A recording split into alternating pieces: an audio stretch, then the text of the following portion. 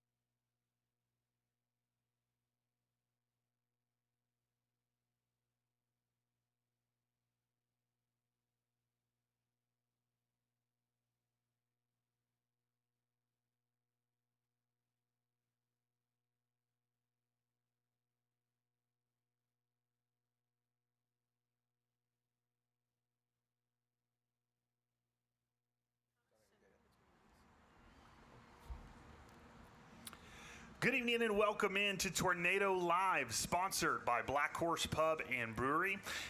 Heath Dunkel alongside Coulter Tao. Coulter, appreciate you taking the time tonight. Scott will be back on in our next one, but always fun to get on the mic with Coulter. And we've got a few other friends here tonight on the mic with us as well. We start off with the Alcoa golf team. And so, guys, we're going to just kick this thing off and get it rocking and rolling. The first question I have for you all, each of you tell me your name, how long you've been playing golf, and what got you into it. I'm Ella. I'm class of 2029.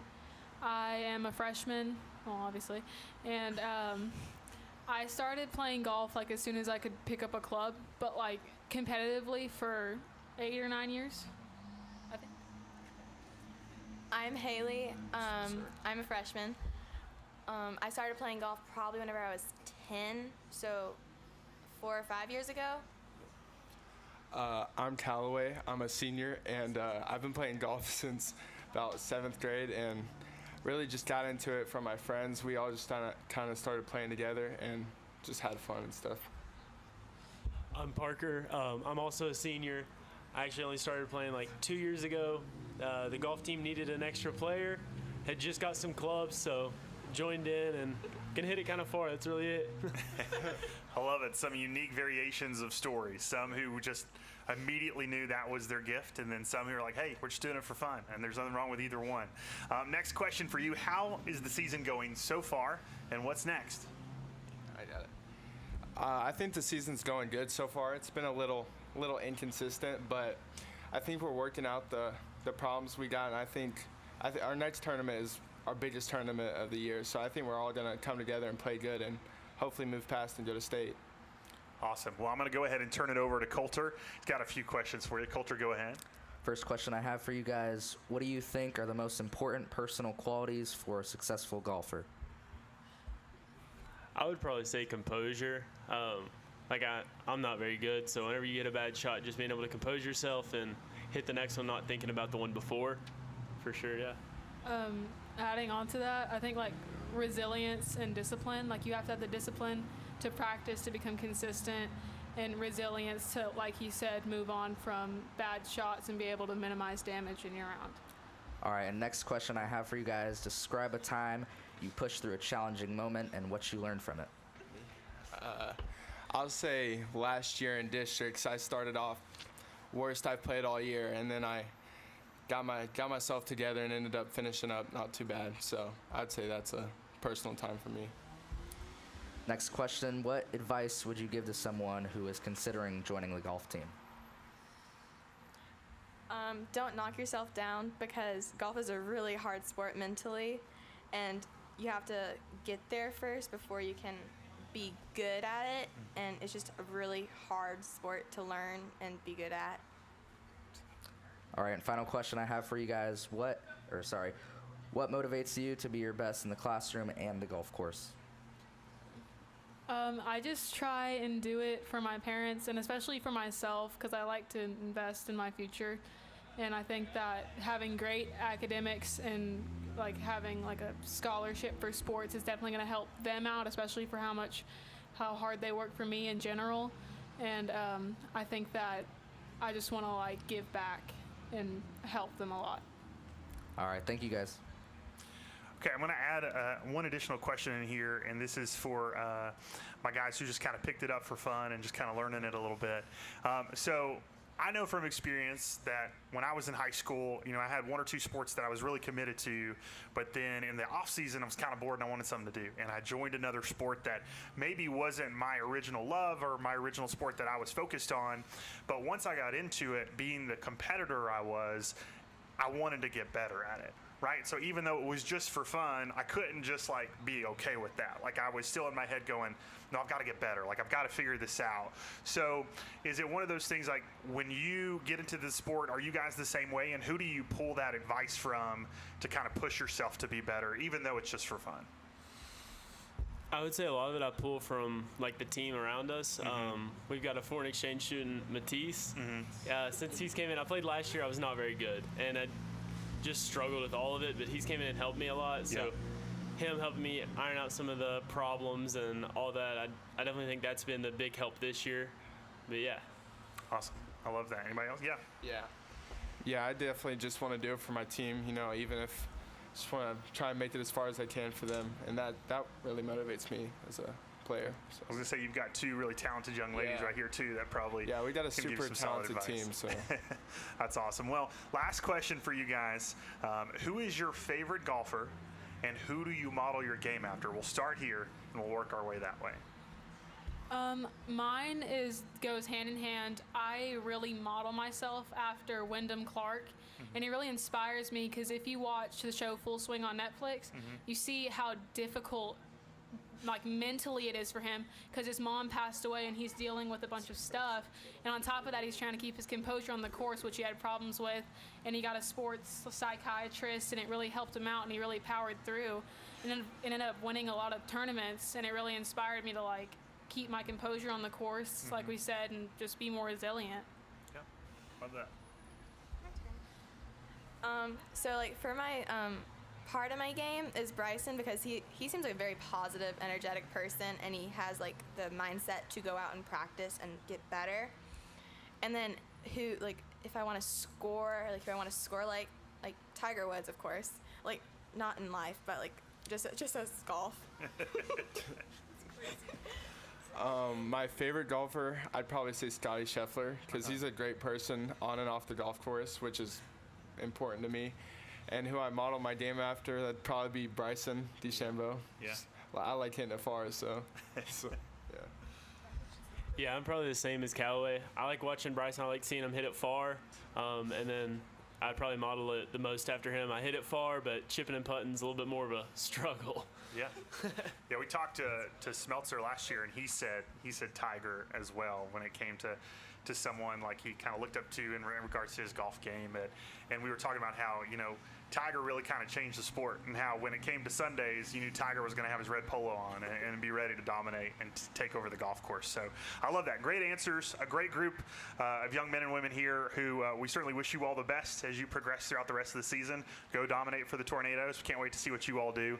And then once your seasons are over, we can get you back on here to find out how the season's wrapped up. But a great group right here. We appreciate them. We're going to take a quick break, and when we come back, we will have some members that made All East from the choir on with us to talk a little bit about that experience as well. We'll be back in a moment.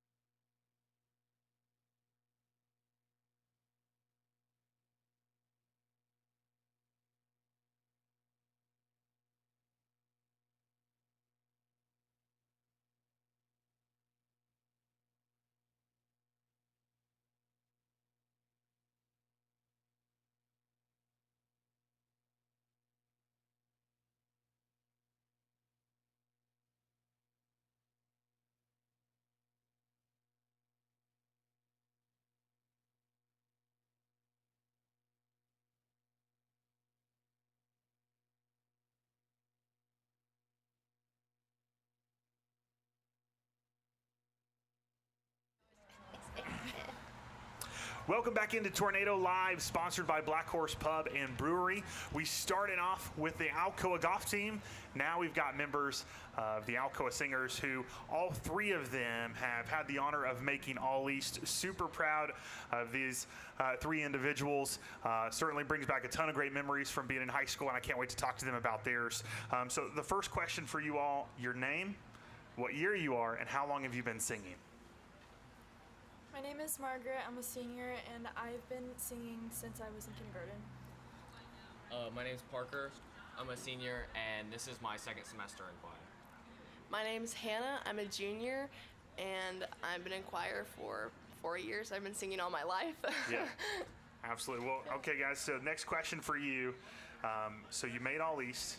That audition process can sometimes be a little bit scary, and it sometimes can take a lot to prepare yourself and make sure you're ready to roll. So I want to know kind of from each of you, for me, what was that experience like going into it? Had you done it before? Was it your first time auditioning for All East? And then what did it mean to you to be able to make it? So this was actually my second time auditioning for All East. So the first time I did it, I was really nervous because I didn't know what to expect, but the second time around, I knew that I had to get all my music prepared and just feel confident in my abilities as a singer. Yeah. For me, this was my first time auditioning, and I didn't really know what was happening, what was going to happen. I just kind of went in there in the practice room. They have like the audition section of your piece on loop, and so I was there for like 2 hours just repping it and trying to get done what I need to get done. Love it. So this was actually my third year auditioning for All East, and also my third year making it. And it was a lot less nervous. I knew what I was doing. The first 2 years, I had no clue. Yeah. And I was like, oh, I actually got it. So yeah, it was a lot better. So question for you specifically, and sorry I'm throwing a little curveball at you, but I think you're going to be fine. Knowing that you had kind of been seasoned in this, you'd done it a few times, right? Was there any sort of advice that maybe you gave to others when they were auditioning to kind of help them through the process? There are judges watching you. Yeah.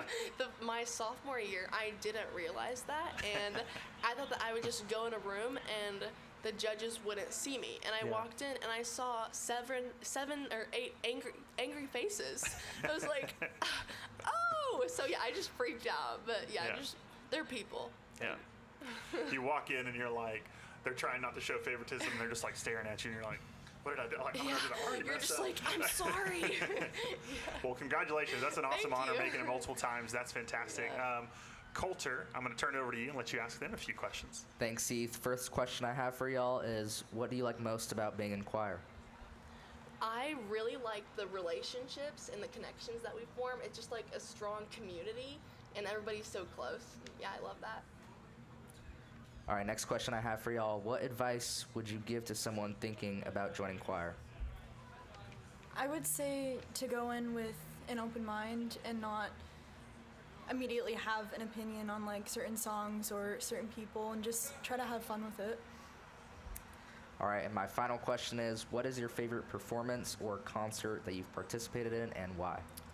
Well, for me, my favorite performance was at my old school last semester. We had a men's chorale, and we had this event where other men's chorales came from their schools, and the UT men's came, and we all sang. It was the UT, my high school, and a few others. We all sang one piece together, and I thought it was an awesome experience. All right, thank you guys. Awesome. Thanks, Coulter. All right, well, so I will end with this, and I'd love for each of you to maybe just give your own opinion on it. Different question. Gonna do great.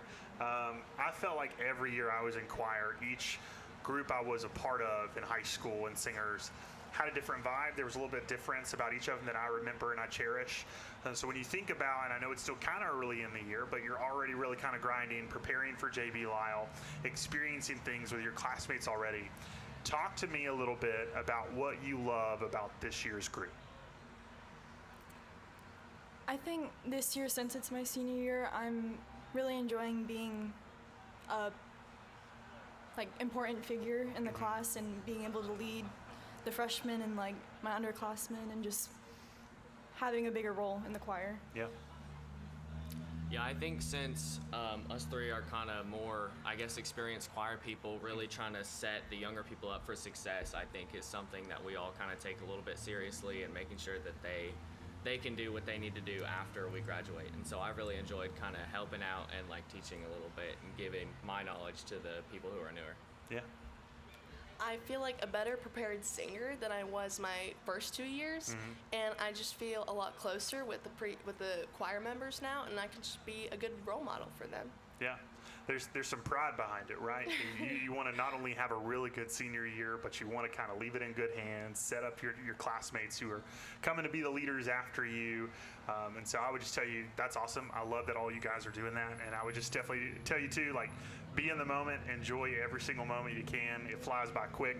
Next thing you know, you're like, man, I miss when we did this, or this performance we got to be a part of. So enjoy it, and best of luck to you guys, especially as you move into the spring, you start competing, and with your spring Mean Girls performance you'll be doing as well. Hopefully I can maybe come out and check out that as well. But best of luck to you guys. Thanks for coming on. Yeah, thank you. We're going to take a quick break, and when we come back, we're going to wrap up the show as Coulter and I are going to talk a little Alcoa football moving into Friday night. We'll be back in a moment.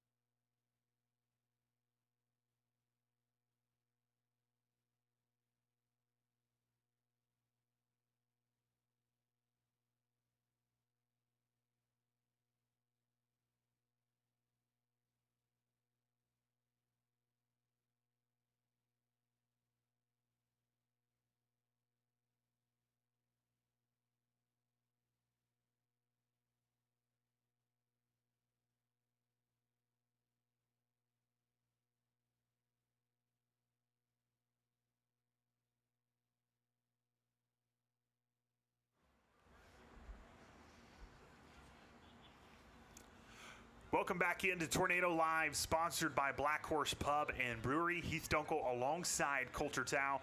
Coulter had some great groups up here a moment ago. We started off with the Alcoa golf team and then the Alcoa choir, as we had 3 members of the choir that had made All East. I thought we had a really great group of people on here tonight. Yeah, for sure, Heath. Their answers were great, and it's just, for me personally, it's really fun being able to meet people that are involved in the Alcoa community in just different ways. Yeah, and one of the great things about Tornado Live, and we want to continue to drive this point home, right, is it's not just about football. Like every single time that we do this, we want to continue to ingratiate ourselves with all the different members of the Alcoa community who make this community so special, and get different groups on here. We had student council on with us last week. This week, we have golf, we have choir. We talked to band last week as well. Didn't even have any football players on last week. Don't have any on tonight. So yeah, we love to talk football, and we could probably talk about it all day. But we want to continue to highlight any members of the community that we can, and especially all the great members of our school.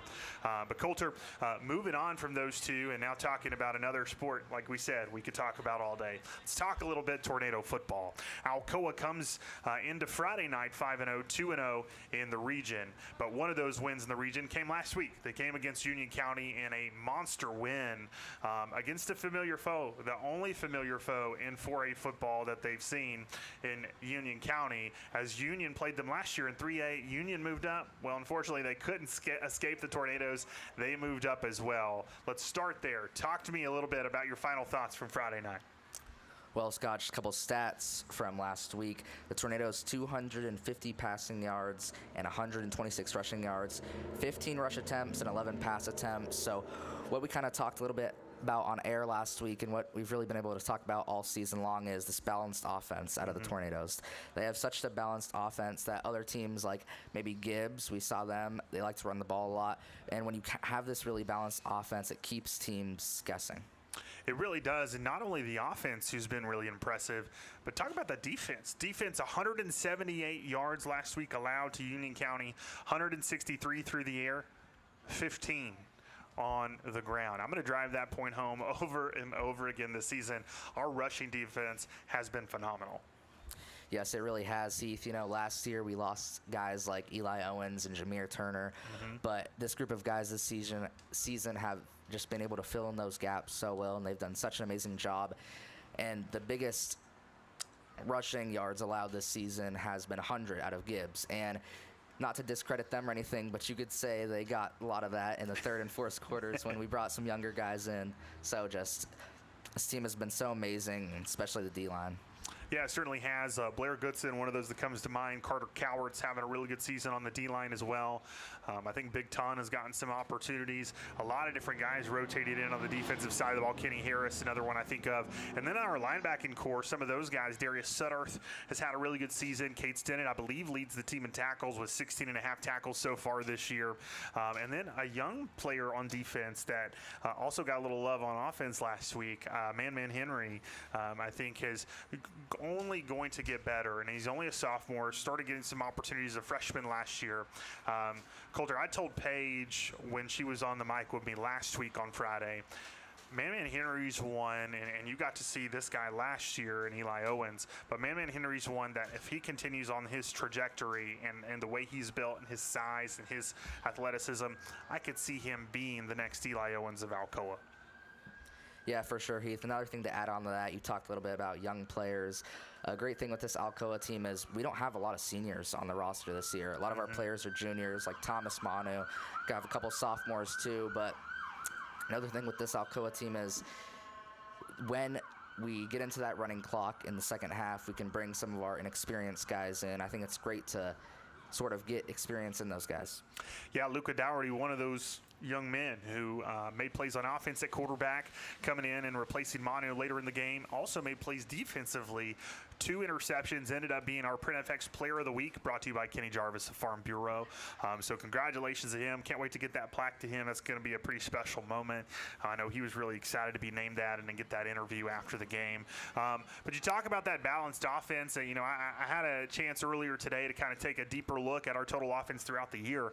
Over 2,100 yards on offense for Alcoa throughout this season, 420 per game is our average, averaging 215 yards through the air, 205 on the ground. So just continuing kind of the conversation of the balanced attack. Now, for the Alcoa football Tornadoes, they continue their region play this Friday night, as now they'll move and go to Knoxville to face the Falcons of Fulton High School. What are some of your thoughts leading into that game? Well, Heath, when I took a look at Fulton's schedule, they're 0-5 currently. And when I look at a couple of their losses, Anderson County, they lost them 0-46. So don't want to say too many bad things about Fulton, but I do think it's going to be a little bit of a rough game.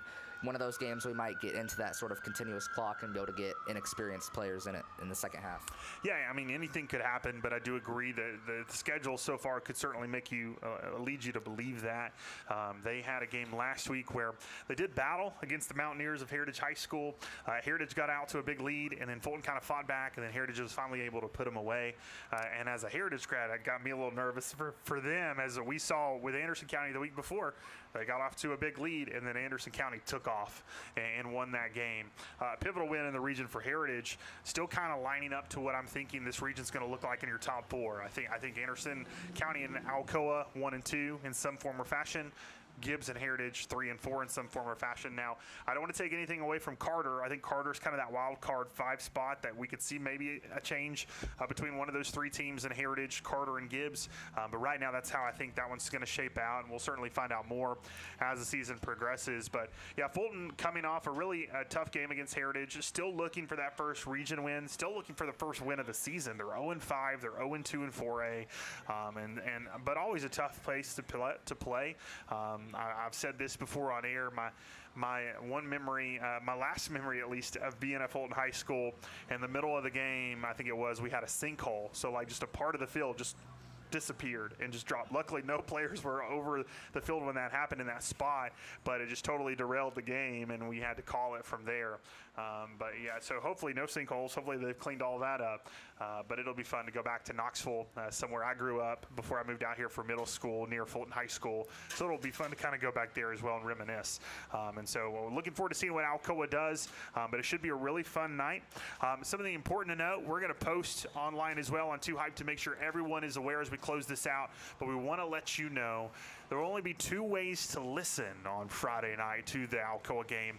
Number 1 on the NFHS network. Number 2 on 94.3 Jack FM. We will not be on YouTube on Friday night. We will only be on the NFHS and also on radio. We will post that throughout this week too to just continue to remind our fans. But we've got a really good following on YouTube. We usually average around 2,000 listeners a game. I know the last time we checked, I think Maryville was around 11 or 12,000 views. Just even still, people still taking a look at that ball game. But Coulter, as we close, one final thing I'll just ask you and just get your thoughts on. You look at this Fulton game, we've now kind of reached the midpoint of the high school football regular season. What are your thoughts so far of what you've seen from Alcoa this year?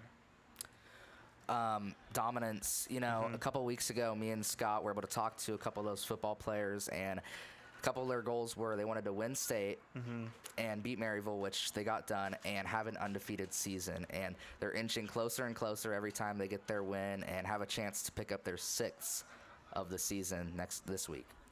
Yeah, continuing their dominance in 4A and really just trying to set the tone and send a message, right? They move up into 4A football. People had been saying for a while, the outsiders at least, every time Alcoa won a state championship, oh, well, it's not fair. They need to move up. Well, guess what? They did. And now they're trying to make a statement to show it doesn't matter if we move up, we're still Alcoa, and we're going to show our dominance. I thought another important thing to note was with the win against Union County last week, 67th consecutive region victory. The last time the Tornadoes lost in the region, 2011 to CAK. So they're continuing their dominance in the region as well, no matter what classification they're in. But it's going to be a really fun one on Friday night, and we'll see if they can keep it going. Yep, for sure, Heath. All right, well, guys, thanks so much for watching Tornado Live. Another fun night with a lot of awesome members of the Alcoa community. We appreciate you listening. We appreciate Black Horse Pub and Brewery for sponsoring this every time we're on the air. Until next time, Heath Dunkel, Coulter Tao, and we say so long, good night, and yes, that just happened.